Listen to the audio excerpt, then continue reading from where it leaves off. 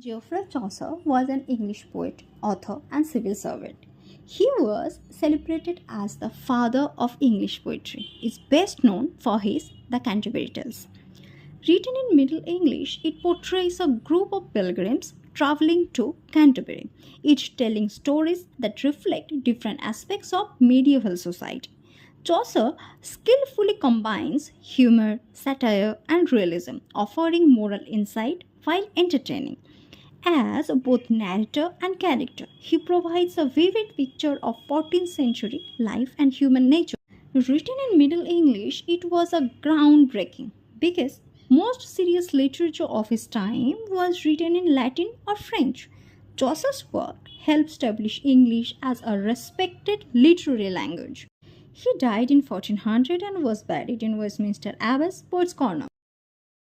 The general prologue of the Canterbury Tales by Geoffrey Chaucer serves as the introduction to the entire collection.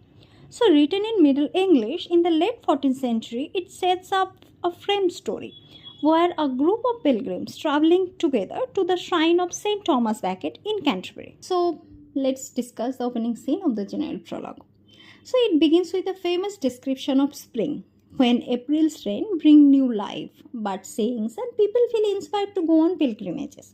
The narrator here is the Chaucer himself. Okay, so he is staying at Tabardine in Southwark near London. So there he meets a diverse group of pilgrims. So Chaucer introduces around 30 characters, and each representing different classes and professions of medieval society. Okay, so now I am going to give you a short description about all the characters from the Canterbury Tales. So, listen carefully. Okay, so the first character is the knight, a noble, chivalrous, and honorable warrior who has fought in many battles. So, here the knight represents the ideal of medieval knighthood. Number two, the wife of birth. So, she is a confident, worldly, and experienced woman. So she is known for her multiple marriages and bold view on love, marriage, and female authority. Number three, the monk. So he is a wealthy churchman who prefers hunting and worldly pleasure over strict religious duties. So here the monk symbolizes the corruption in the church. Number four, the clerk of Oxford. A poor but dedicated scholar devoted to learning and philosophy. So often spending money on books rather than personal needs. Number 5, Miller. So he is a strong, rough, and a crude man, fond of drinking and telling about tales, representing the lower and more boisterous side of medieval society. The next character is the prioress, a refined nun, gentle and polite, more concerned with manners and appearance than deep spirituality. The next, the friar, a jolly and sociable churchman, skilled at persuasion and profit seeking, often corrupt in his duties. The next character, the merchant, a shrewd businessman, outwardly successful but strictly burdened with debt. The next, the physician, a learned doctor, skilled in medicine and astrology but motivated more by money than to care for patients. Okay, so the next character is the parson, a humble, devout parish priest. So he is sincere in faith and dedicated to guiding his flock with honesty and virtue. So the next character is the squire, a young romantic knight in training, talented in arts and devoted to courtly love. The next one is the franklin, a wealthy landowner fond of fine food, wine, and hospitality, and he is living a life of pleasure. The number next is the sergeant at law. So he is a respected lawyer, wise and knowledgeable, though often appearing busier than he truly is. Okay, the next is the summoner, a corrupt church official who calls sinners to court, repulsive in appearance and morally questionable. The next one is the pardoner, a cunning churchman who sells fake relics and indulges, exploiting people's faith for profit. Next one is the yeoman, a loyal attendant to the knight, skilled in woodcraft and archery, practical, outdoorsy, and hardworking. The next one is the shipman, skipper, a tough and cunning sailor, experienced in navigation and battle at sea, but he is not always entirely honest. Okay, so the next one is the manciple, a shrewd steward of a law court, clever at managing money and often outsmart his masters despite being uneducated. Next one, the Reeve, a bad tempered estate manager who knows all the tricks of his workers and keep them in check, secretly corrupt. The next one, the plowman, the parson's honest brother, hardworking and virtuous. So here he is representing the ideal Christian laborer, devoted to God and duty. So the next character is the haberdasher, a prosperous tradesman who sells hats, clothing, and accessories, part of a guild fraternity. The next one is the carpenter, a skilled craftsman, hardworking and respectable, also part of the guildsman group. The next one is the weaver, an experienced cloth maker producing fabric. He is also among the guildsmen. Okay, the next one is the dyer, specializes in dyeing clothes, working closely with the weavers. So he is also another guildsman. So he is symbolizing here the trade unity. The next one is the cook. So he is talented at preparing flavorful dishes, but notably has a painful ulcer on his leg. So this is a symbol of a moral and physical corruption. Okay, the next character is the tapestry maker, weaver, a skilled guildsman who works with textiles, parts of the group of tradesmen. The next character is the second nun, a devout and pious woman, companion to the priories and dedicated to religious life. The next one is the priest, one of priories' attendants, also devout and religious. The next one is the host, the innkeeper of the tavern, cheerful, outspoken, and the one who proposes the storytelling contest to entertain the pilgrims. The next one and the last one of this series is the canon's human, servant to the canon, knowledgeable about alchemy but disillusioned by its deceit. Okay, so I have discussed all the characters from the Canterbury Tales. So previously I mentioned a character, Harry, the host of the inn. So he suggests a contest to pass the time on their journey. So each pilgrim will tell two tales on the way to Canterbury and two on the way back. So whoever tells the best story will win a free meal paid for by the others. Okay, now the narrator plays an important role. Chaucer, the narrator, explains that he will repeat the stories as he hears them, even if they are rude or crude, to give an honest account. Chaucer originally planned for 120 tales, each of 30 pilgrims telling 4 stories, 2 on the way to Canterbury and 2 on the return. So it will become 120 in total, but the Canterbury Tales originally contains 24 completed stories, including the prologue. So Chaucer never finished the project. Okay, so let's discuss its significance. So the general prologue is celebrated for his vivid and realistic portrayal of a wide range of human types. Chaucer's keen eye for detail and his ability to capture individual personalities makes the pilgrim feel like real people. Though these portraits, he offers a social critique of his time, especially the corruption he sees within the church. The prologue is also a landmark in English literature for its use of Middle English vernacular, helping to establish it as a viable and respected language for literary works rather than Latin or French. So, in short, the general prologue sets the stage, introduces the characters, and explains why the tales are told. So in IGNOU MEG1 syllabus, mainly the general prologue part has been included. Okay, the full stories are not the part of the syllabus, but it's good to know them as for reference. So that's why I'm explaining the important tales among the 24 in short, so that it can become easier to understand the entire Canterbury Tales for you, and it will also help you to write proper answer actually. So let's go ahead. The Knight's Tale is the first tale in his The Canterbury Tales. The story, that means the Knight's Tale, is about two friends, Arcite and Palamon.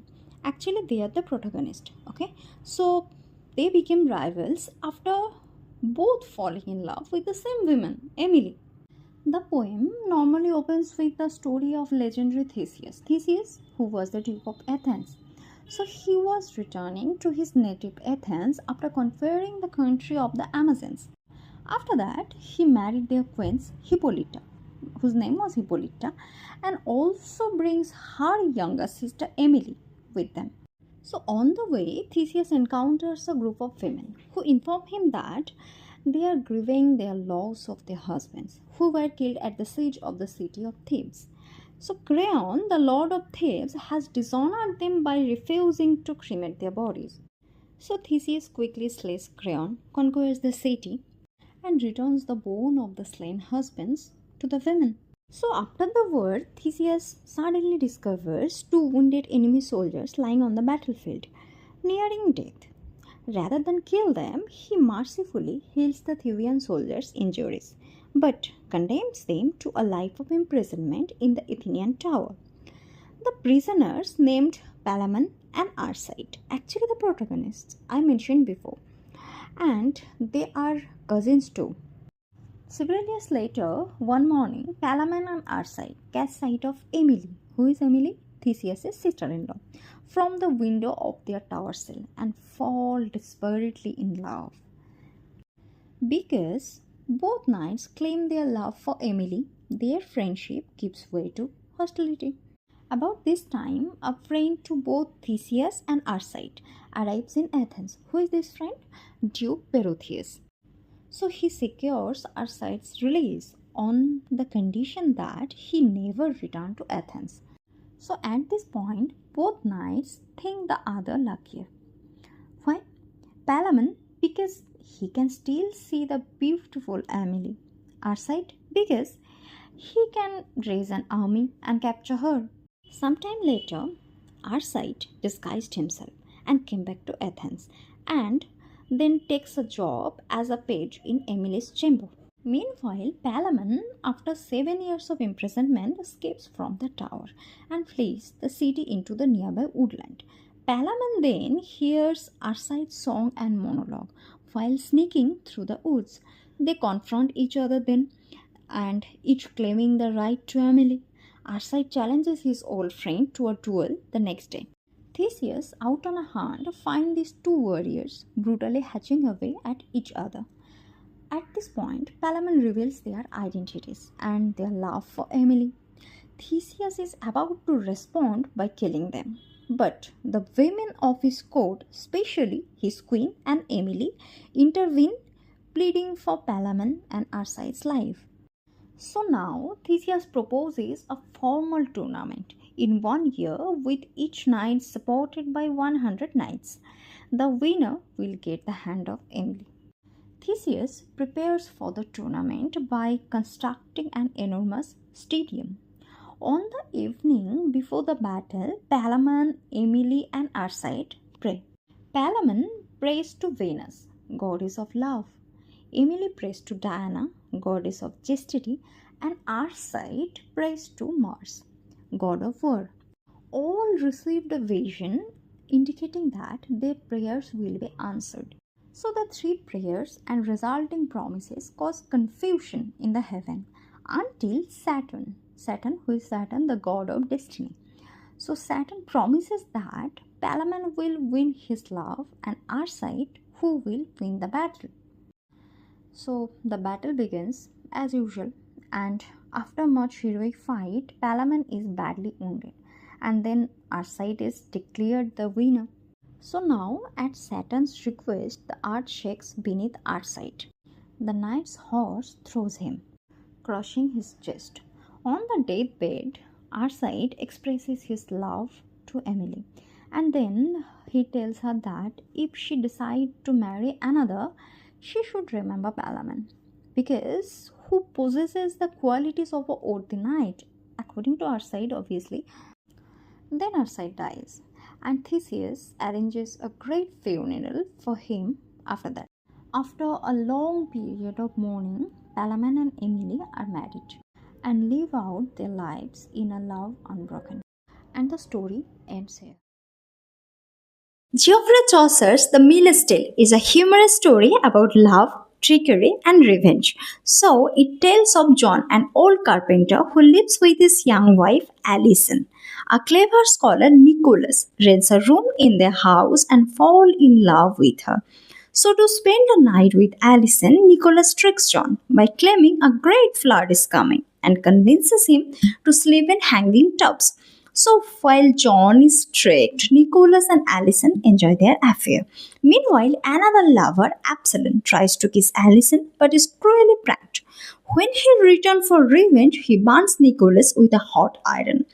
Then, hearing Nicholas's scream, John cuts his top rope and crashes to the floor, becoming the town's laughing stock. So, the tale ends in chaos and humor, revealing Chaucer's sharp insight into human folly and desire. In Geoffrey Chaucer's The Rib's Tale, two Cambridge students, John and Alan, bring their grain to Simpkin, a miller who is known for his cheating. So, while they try to watch him, Simpkin releases their horse. So, they must chase it. So, in their absence, he steals their grain and bake a cake. Then, tired and angry, the student asks to stay overnight at his house, where Simpkin lives with his wife, daughter Malin, and a baby. So, that night, Alan sleeps with Malin, his daughter, and John tricks Simpkin's wife into his bed. So at dawn, Alan mistakenly revealed their trick to Simpkin. Then a fight erupts and Simpkin is beaten and the students escape with the stolen bread. So the tale ends with poetic justice. The cheater is cheated, exposing hypocrisy and moral flaw in everyday medieval life. Wife of Bath's Tale is one of the most famous and colorful stories from the Canterbury Tales by Geoffrey Chaucer. So, it is told by the wife of Bath, a bold, confident, and witty woman who has been married 5 times and speaks openly about love, marriage, and the role of men and women. So, before the tale, the wife of Bath delivers a long prologue. There, she gives a long introduction about her life and views on marriage. Then she argues that there is nothing wrong with marrying multiple times since the Bible doesn't limit how many times one can marry. So she shares stories of her 5 husbands, describing how she controlled and argued with them and her belief that women should have power in marriage. Then she delivers her story. So the tales begin in the court of King Arthur. A young knight commits a terrible crime. He dishonors a maiden. So by law, his punishment should be death. But the queen and her ladies plead for mercy, and Arthur grants her the authority to decide his fate. So the queen sets him a challenge. So within 1 year, he must discover what women most desire. If he fails to provide the right answer, he will lose his life. So the knight sets out for his quest, traveling far and wide, asking every woman he meets. Some say wealth, others beauty, others pleasure, honor, or a happy marriage. But no single answer seems certain.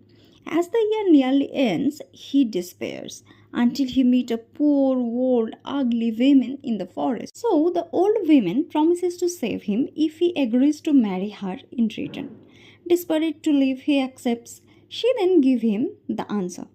What women most desire is sovereignty, power over their husband and lovers, and the freedom to make their own choice. The queen and her ladies agrees that this is correct, and the knight's life is spared. But the old woman now demands her reward. She wants the knight to marry her. The knight is horrified because she is old and ugly, but he must give his word. So they marry, and he is miserable.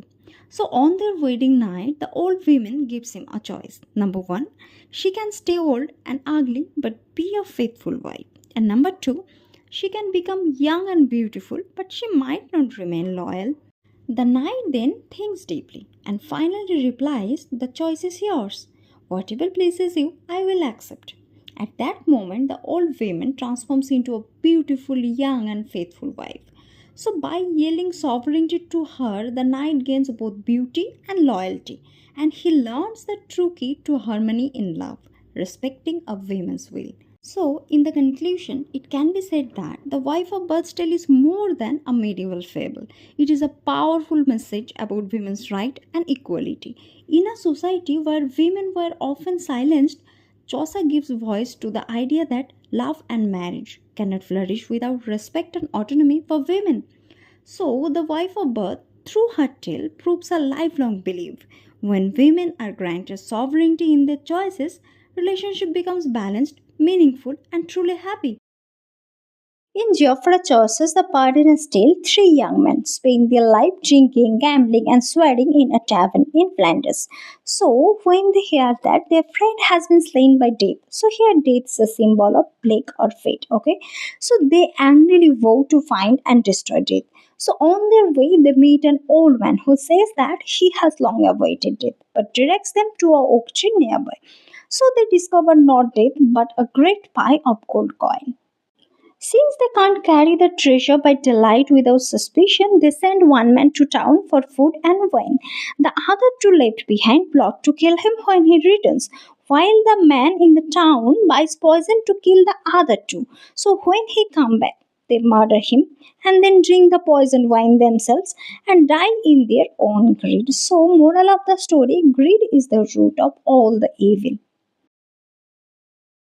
I am going to explore one of the most entertaining stories from Geoffrey Chaucer's The Canterbury Tales. Especially, I am talking about the Nun's Bristol, a lively, humorous, and meaningful fable about a proud rooster and a tricky fox. So, imagine we are back in medieval England with pilgrims traveling to Canterbury and telling stories along the way. The nun's priest, who is a chaplain of a convent, stands up and begins to tell us this tale in his gentle but clever tone. Okay, so let me set the scene. Here is a detailed look at the main characters in the nun priest tale with both description and significance. So, first of all, the poor widow. The tale is set in a poor widow's small farmyard where she lives simply with her daughters and few animals. So, she sets the stage for the mock heroic tone. Her plain and poor world is ironically the setting for a tale told in epic style. So the next and the central character is Chanticleer, the rooster.